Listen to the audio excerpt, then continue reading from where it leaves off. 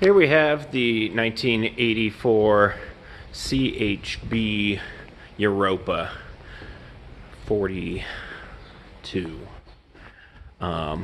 Impressively sized boat. As you can see, or maybe you can't see, maybe it doesn't show up as well, but you do see some bruising, some wear and tear that you might find on an older boat such as this. You can also see some of the canvas here is pretty saturated. Would have to be, not necessarily have to, but if you'd like it to look as clean as it can, would want to replace a couple of panels here. But a lot of the canvas does look really good on this as well. Not in the slightest a total disaster. The owners are really motivated to sell her. They are asking $45,000 for it, which is a very screaming deal. They had a survey done for her. The survey indicated that there was high moisture reading in the stanchions. These guys right here. Now, I have pounded every one of these, and none of them feel like they are ready to break apart. Here you can see where there is some delamination happening right here. But again, nothing in this indicates to me that any part of them is going to just fall apart on you. That being said, at the $45,000 price, these things typically go at about $79,000. So certainly there's some room there to get a carpenter if you wanted to take off these stanchions and replace them. But does not seem like it would necessarily need to be a top priority item. Looking inside here, coming in this covered deck area, fabulous deck space. Teak deck here, looks great, a bit worn, but in great shape nonetheless. Aft sink is back here, doing the walk around.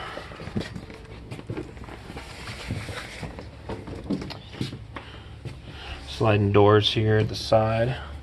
Again, they seem pretty dusty more than anything else, but decks seem to be quite solid.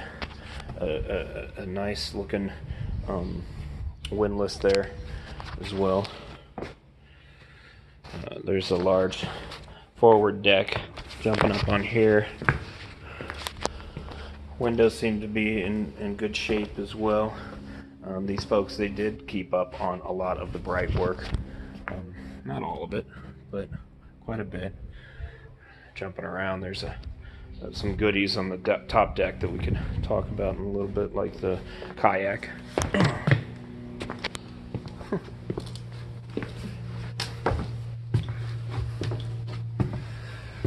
There's a lot to really like about these Europas. You can see again some cracking that's there. I myself just consider that typical wear and tear that you're going to find in an older boat, and certainly that kind of trade-off that you get. Looking up in the aft deck here,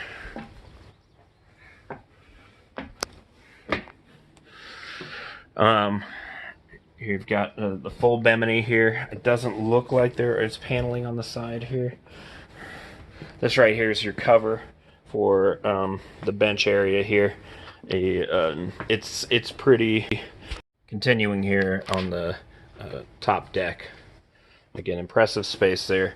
The upholstery is in terrific condition due to the weathering of this canvas, so you can see how well it's protected. Here you've got a knot meter up here, depth sounder there, a bow thruster that is in need of a new motor, so that's an expense there. But pretty lacking in electronics on this boat. Certainly something to consider you have a foldable radar tower there, which is pretty cool. This one does have an inflatable dinghy that needs to be inflated a bit, but I'm sure it's fine, as well as a crane on there, barbecue, and again, lots of goodies, crab cages, as well as kayak on there, not to mention dinghy. So let's go inside. Walking into the aft doorway here, you've got the salon area, terrific size, very cozy and comfortable. The parquet floor is severely worn out and can use polishing and a wipe down. I'd been on this boat once before and noted that it could use a cleaning on it. I feel like that it looks a bit cleaner than it was before, so that's pretty good.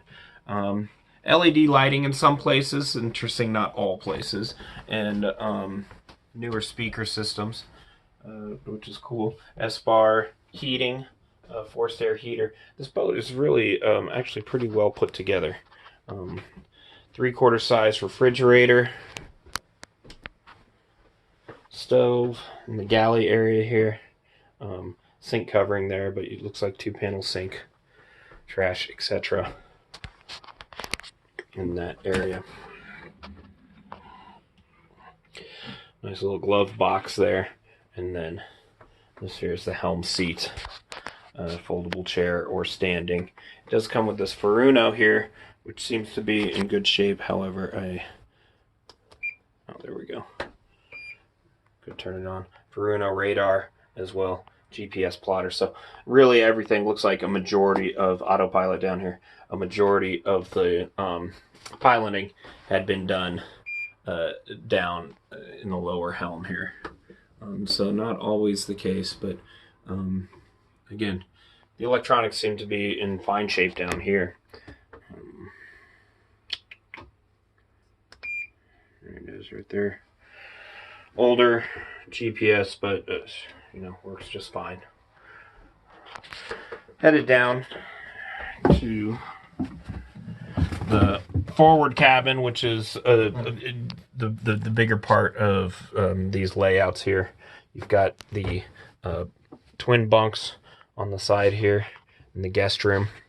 Notice here, and I've noticed this in some other places, that shows some evidence of water damage, water stains, but again, it's not all rotted out. Just again, a history that there had been some water leaks there in the past, and something that you would expect from a CHB. That's why they typically don't hold their value as well as other counterparts do. But here is the master cabin, inlay set bed. Some drawers on the side, hanging locker. There it is, they're never in the same spot. Nice little basket there, good touch. Some reading lights on the side. And again, actually very, very cozy and well put together master cabin here. You can see again some of those weather stains. Just about every one of these windows in the front here has them to some degree, but to me, no indication of leaks, no musty smell. So that I think that's actually a real good sign. Here's in the fork, the master head, and actually it's the only head on the boat. But a terrific size head here, a nice soaking tub.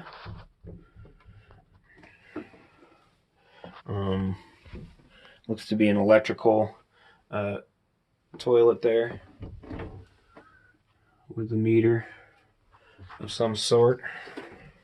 So yeah, I could tell that this boat is really well taken care of.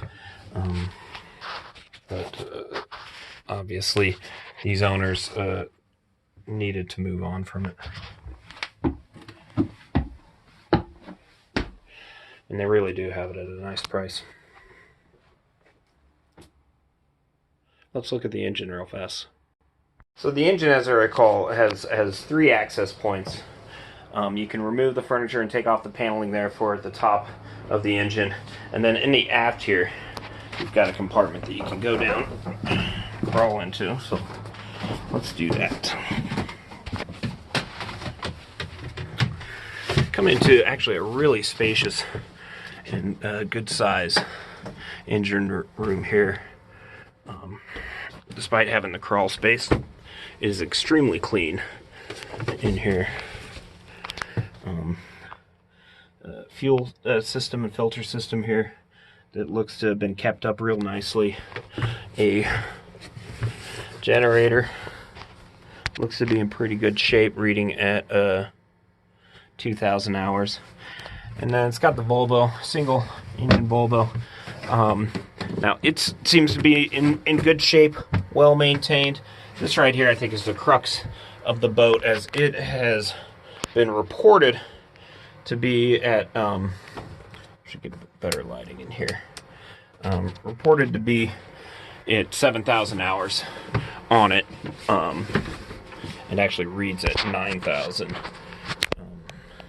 So, you know, these engines, they could go 12 or 1,000 or more hours when well maintained. So there's no guarantee that it's going to crap out, but it does certainly reflect that there is that listing price there. You could enjoy it at that, but of course with the resale, there'd be a need, I think, to consider getting a newer engine in there, which would be $10,000–$15,000. So, and again, even if you were to buy the boat at 45 and put in 10-15 for a new engine, you're still looking pretty good on this boat. Tanks seem to be in good shape. Battery banks, chargers, older hot water tank, newer inverter. So you know, there's some good and give and take here and there, but overall, really clean engine room here. So the engine, as I recall, has 3 access points. You can remove the furniture and take off the paneling there for the top of the engine. And then in the aft here, you've got a compartment that you can go down, crawl into. So let's do that. Come into actually a really spacious and good size engine room here. Despite having the crawl space, it is extremely clean in here. Fuel system and filter system here that looks to have been kept up real nicely. A generator looks to be in pretty good shape, reading at 2,000 hours. And then it's got the Volvo, single engine Volvo. Now it seems to be in good shape, well maintained. This right here I think is the crux of the boat, as it has been reported to be at should get better lighting in here. Reported to be at 7,000 hours on it. It actually reads at 9,000. So, you know, these engines, they could go 12 or 1,000 or more hours when well maintained. So there's no guarantee that it's going to crap out, but it does certainly reflect that there is that listing price there. You could enjoy it at that, but of course with the resale, there'd be a need, I think, to consider getting a newer engine in there, which would be $10,000–$15,000. So, and again, even if you were to buy the boat at 45 and put in 10-15 for a new engine, you're still looking pretty good on this boat. Tanks seem to be in good shape. Battery banks, chargers, older hot water tank, newer inverter. So you know, there's some good and give and take here and there, but overall, really clean engine room here. So there you have the tour of the Chb 45, the Spirit of the North. I think overall it is a terrific value for the $45,000 asking price for it, even if the engine has the high hours on there. I think that from everything reported, it is in terrific shape, and you could enjoy it as is. And at the very worst, when you have to sell it, put in a new engine to retain any kind of value on it. But at 45,000, you would be able to do that with it penciling out. So really, I think a terrific value again, and a great size, and an impressive boat, especially for a CHB.